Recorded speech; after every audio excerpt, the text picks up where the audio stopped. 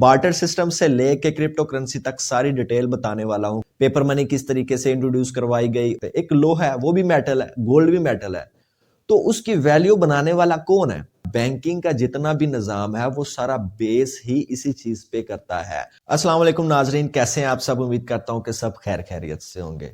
तो नाजरीन, आज की इस वीडियो में मैं आपको एवोल्यूशन ऑफ मनी के बारे में बताने वाला हूं कि अगर आप ट्रेडिंग करते हैं तो आपको पता तो होना चाहिए कि यार बैक स्टेप पे क्या चीजें हैं, ये कहां से सिस्टम स्टार्ट हुआ था और कहां पे आके रुक रहा है। आपको इस सारी डिटेल के बारे में पता होना चाहिए। तो आज की इस वीडियो में मैं आपको बार्टर सिस्टम से लेके क्रिप्टो करेंसी तक सारी डिटेल बताने वाला हूं कि ये तरीकाकार क्या था, ये किस तरीके से ये सारे पेपर मनी किस तरीके से इंट्रोड्यूस करवाई गई और गोल्ड किस तरीके से इंट्रोड्यूस करवाया गया, ये सारी चीजों के बारे में मैं आपको बताने वाला हूं।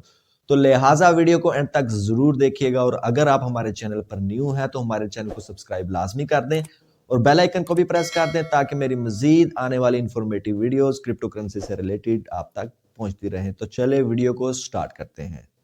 नाजरीन, सबसे पहले लोग स्टार्ट में करते क्या थे? लोग एक दूसरे के साथ चीजों की रद्दो बदल करते थे। अभी उसमें क्या होता था, वो बार्टर सिस्टम को यूज करते थे, एक चीज दूसरे को दे के उससे दूसरी चीज ले ली।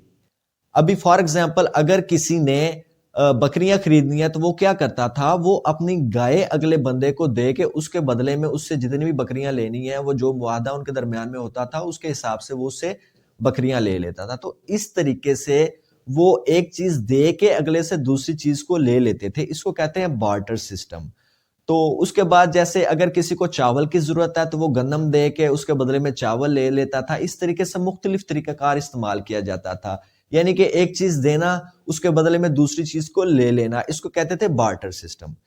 तो ये सिस्टम आहिस्ता आहिस्ता जब स्टार्ट में चलता रहा, उसके बाद हुआ क्या कि दरमियान में किसी ने गोल्ड को ला के रख दिया। ठीक है, गोल्ड को इस तरह से ला के रख दिया, उन्होंने कहा कि यार क्यों ना हम जो है इसके बदले में गोल्ड को इस्तेमाल करें। अभी गोल्ड बेसिकली है क्या? गोल्ड एक मेटल है, वो आपको कुछ दे सकती है, वो कुछ नहीं दे सकती है आपको। आप खाने के लिए यूज कर सकते हो, नहीं यूज कर सकते, या कोई कुछ कर सकते हो, उससे नहीं कर सकते। एक लोहा है वो भी मेटल है, गोल्ड भी मेटल है, तो उसकी वैल्यू बनाने वाला कौन है? हम इंसान खुद उसकी वैल्यू बनाने वाले हैं। जब स्टार्ट में गोल्ड को दरमियान में लेके आए थे तो लोगों ने उसको अडॉप्ट करने से इनकार कर दिया था। लोग कहते थे यार इसने हमें क्या फायदा देना है, इससे हमें क्या मिलेगा। लेकिन आहिस्ता आहिस्ता जब लोगों ने उसको अडॉप्ट करना शुरू किया तो क्या हुआ कि बार्टर सिस्टम से चीज खत्म होकर गोल्ड पे आ गई। अभी किसी ने एक दूसरे के साथ लेन देन करना होता था, कोई चीज लेनी होती तो वो क्या करते थे, गोल्ड के कॉइन इस्तेमाल करते थे। गोल्ड दूसरे बंदे को दे के उससे वो चीज खरीद ली। तो ये तरीकाकार बाद में यूज होने लगा। इसके अलावा मुख्तलिफ जो किंग्स थे, उनके जितने भी रीजन था उनका, उसमें उन्होंने मेटल्स के मुख्तलिफ किस्म के कॉइन बनाना शुरू कर दिए, वो कॉइन भी यूज होते थे। तो इस तरीके से गोल्ड आहिस्ता आहिस्ता यूज होना शुरू हो गया और गोल्ड की डिमांड बढ़ने लगी। लोग बार्टर सिस्टम से हट के गोल्ड की तरफ आ गए, लोगों का गोल्ड के ऊपर एतमाद बढ़ गया। तो उसके बाद क्या हुआ? उसके बाद एक किंग, अभी कौन सा दौर था ये तो मुझे खैर पता नहीं, लेकिन आपको मैं बता दूं कि एक बादशाह ने क्या किया उस वक्त, उसने लोगों के पास जो गोल्ड था उसको आहिस्ता आहिस्ता अपने पास सेव करना शुरू कर दिया। अभी वो किस तरीके से हुआ? उसमें होता यह था कि अगर किसी ने कोई बड़ी प्रॉपर्टी किसी से खरीदनी है तो उसमें बहुत सारा सोना उसको लेके जाना पड़ता था उसके पास, और इतनी ज्यादा अमाउंट में सोना लेके जाना, रास्ते में कोई भी हादसा हो सकता है, कोई इसको लूट सकता है, तो ये बहुत सारे मामलात होते थे और इतना सारा सोना लेके जाना दूसरी जगह पे ये काफी रिस्की काम होता था। तो उस बादशाह ने क्या किया, उसने लोगों को बोला, अपनी जितनी भी आवाम थी उनको बोला कि आप मेरे पास अपना गोल्ड रखवाओ और उसके बदले मैं आपको एक रसीद यानी कि एक रिसिप्ट देता हूं, और उस पे उस बादशाह की मोहर लगी होती थी। और उसने कहा कि आप जब भी आके लेना चाहो हमसे अपना गोल्ड ले सकते हो, आपने सिर्फ ये रसीद हमें दिखानी है, रसीद वापस करो और अपना गोल्ड ले जाओ। अभी लोगों ने क्या सिस्टम किया कि उन्होंने अपना जितना भी गोल्ड था वो बादशाह के पास रखना शुरू कर दिया और उसके बदले में वो रसीद लेना शुरू हो गए। अभी फॉर एग्जाम्पल किसी के पास 100 सोने के सिक्के हैं तो वो 100 सोने के सिक्के बादशाह के पास रखवा के उससे 100 सोने के सिक्कों के बदले एक रसीद ले लेता था।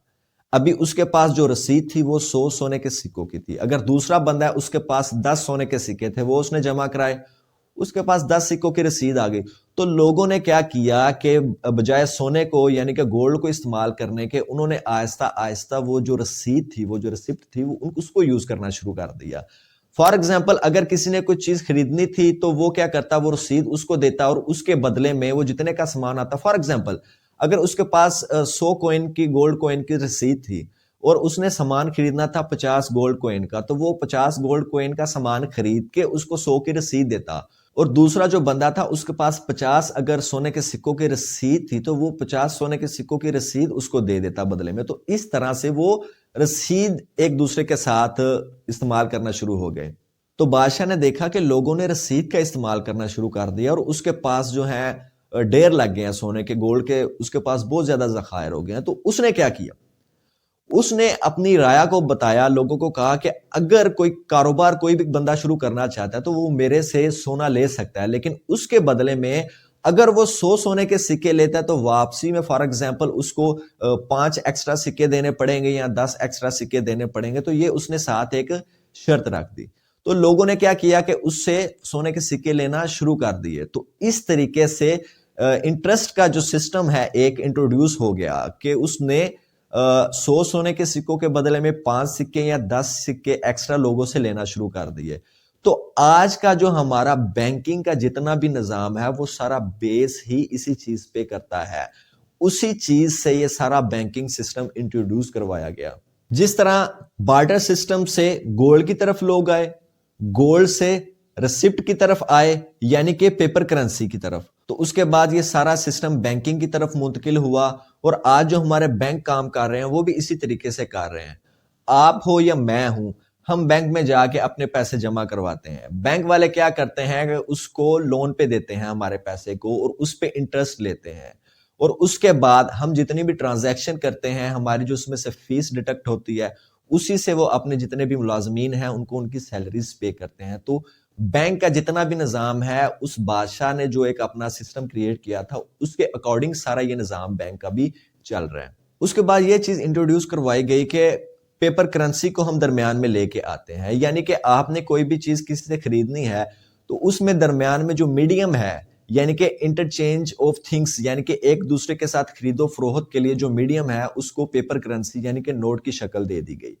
ٹھیک ہے, اس میں سٹارٹ میں یہ تھا کہ کوئی بھی ملک اتنے ہی نوٹ پرنٹ کر سکتا ہے جتنا اس کے پاس بیک اپ میں گولڈ پڑا ہوگا. لیکن آہستہ آہستہ ہوا کیا کہ وہ پیچھے جو گولڈ انہوں نے ریزرو رکھا ہوا تھا اس کو بھی ختم کر دیا اور اس چیز کی طرف دنیا آگے کہ یار ابھی ان لمیٹڈ نوٹ آپ پرنٹ کر سکتے ہیں. تو اسی وجہ سے آئے دن ہمارے پیسے کی ویلیو کم ہوتی رہتی ہے کیونکہ بیک پہ کوئی بھی ریزرو میں گولڈ نہیں ہے. کوئی بھی ملک جتنی چاہے کرنسی کو پرنٹ کر سکتا ہے.